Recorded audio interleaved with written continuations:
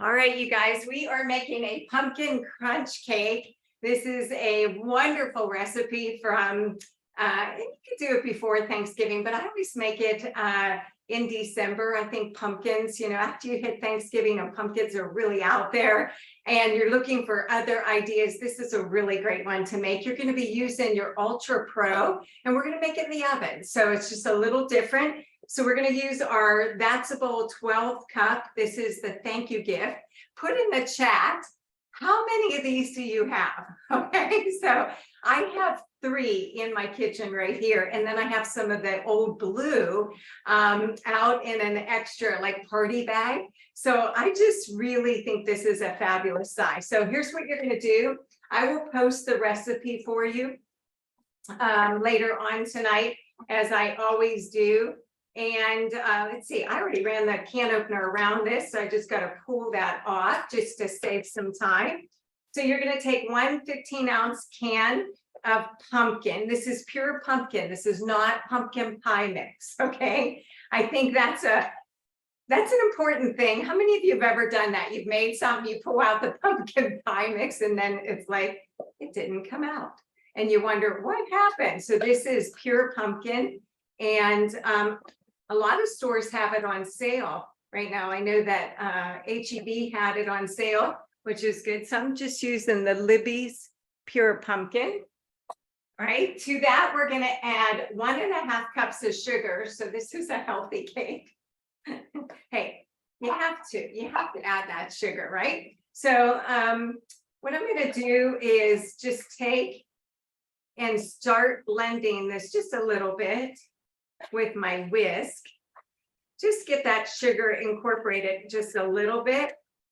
All right, and now I'm going to add 1 whole can of the milk, and this is your evaporated milk. So don't confuse this with sweetened condensed. That's another mistake we often do. It's evaporated milk. So you're going to use a whole can of that.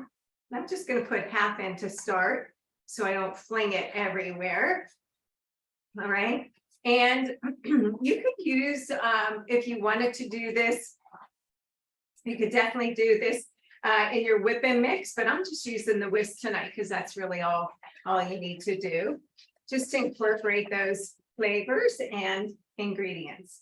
All right, so there's our milk. Again, this is evaporated milk.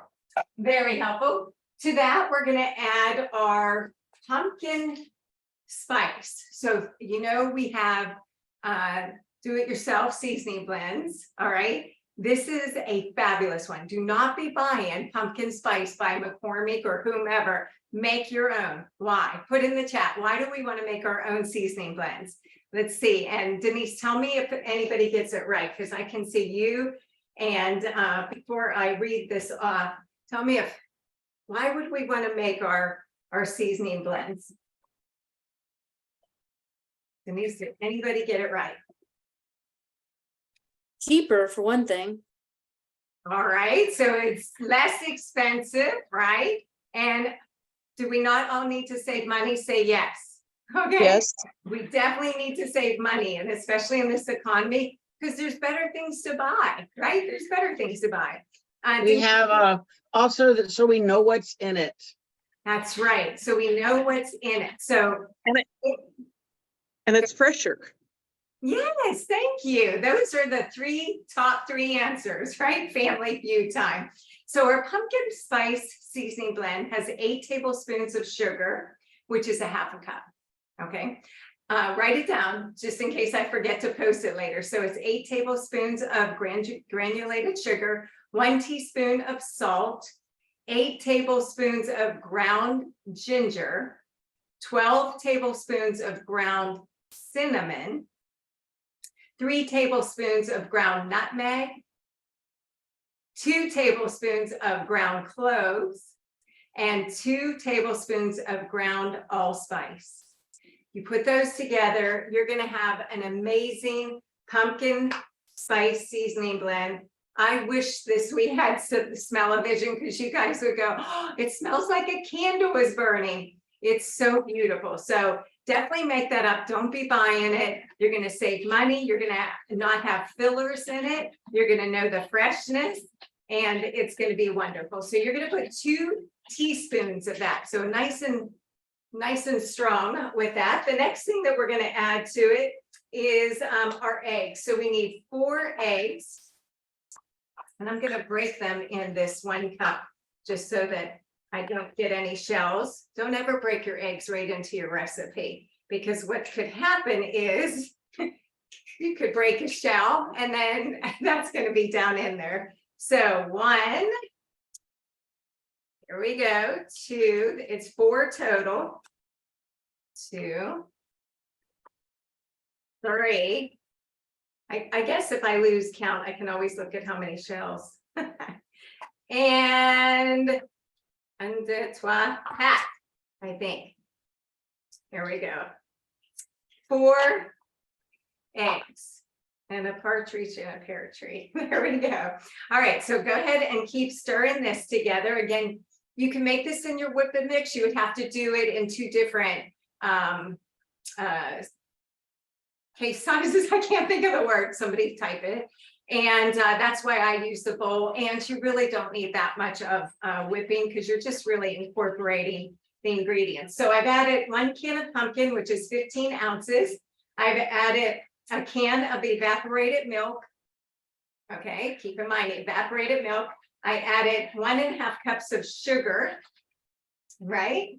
And 4 eggs, 2 teaspoons of spice, and that's your pumpkin pie spice. And then the last thing we're going to add is 1 teaspoon of salt. Okay, so 1 teaspoon of salt. Very good. So that is the ingredients. You're going to mix this. When you make this cake, I highly recommend coating the Ultra Pro, which we don't normally do, right? Ultra Pro, we say nothing sticks to it. Well, when it comes to this cake, it's just better if you coat it. So you have options. You could use Pam, not Pam Pita. We love her. But Pam is really not healthy, right? You could use Crisco shortening. But what I like to do is I take butter and I let it soften and I rub it down with butter. And that way, I mean, you get a better coating, and you're also going to have butter in the recipe. So there we go. That's mixed up. So now I'm going to just take my spatula. I want to rub it right around the bowl, and I'm going to take it down to the bottom just to make sure there's no pockets of anything that was not mixed up perfectly. And let me see, I think you guys can. There you go. You can see. All right, so this goes in. All right. Look at that. Oh, it smells so pretty. All right, to this, there's a couple more steps, and that's a really easy cake, but you're gonna love, love, love it. Gosh, our spatulas are so amazing because they leave nothing in the bowl. Okay, so there's nothing left behind, and that's just great. Okay, so the next thing we're going to do is we're going to take a 1 box of cake mix. You want to use a yellow cake mix. So this is the Duncan Hines, as you can see. And you're going to take this and you're actually just going to sprinkle the cake mix right over this. Okay, so you can see me all right. So just sprinkle it. Okay, pretty easy. Just make sure you get it all over. Bing, bing, bing. All right. And now what we're going to do is just take, I'm going to use a clean spatula just because the other one is still wet from the mix. And I just want to pat this like, good boy. Been a good boy. Yay. Or how about some Bravo accolades for it? Yay. You're doing a good job, cake mix. All right. So you're patting it just onto it. Get that. Yay. All right. So it's patted in. It's got all the accolades it needs. And then the next thing we're gonna do is we're gonna melt 1 cup of butter. So let me pop this into the microwave and hit melt. There we go. All right, while that's melting, you're gonna take 1 cup of nuts. And nuts really do make this. I know Linda, she's nuts, but besides that, she loves nuts, right? So she would say, oh, you always have to do it.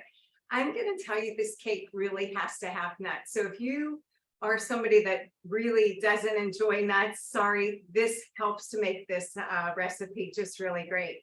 So what I bought are the nut pieces, okay, pecans, and you're just gonna take it. Sorry, I think my phone is ringing and it might interrupt you guys. Potential spam. So it's not one of you guys. There you go. So I just shut it off because a lot of times on it, well, on the Mac, it comes right on. So I didn't want you to get messed up there. All right, so you just take your 1 cup of nuts and you're just going to sprinkle these all over. So this is called a pumpkin crunch cake. And you can see how nice that looks. The last thing we're gonna do is take that 1 cup of butter that you've melted.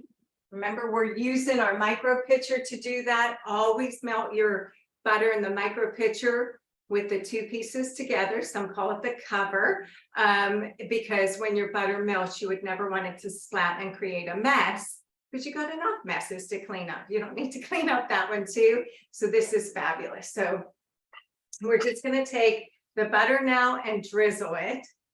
How perfect does this sound? And just put it right on top. So I'm not reading the comments, nor can I see them, but have any of you guys ever made this cake?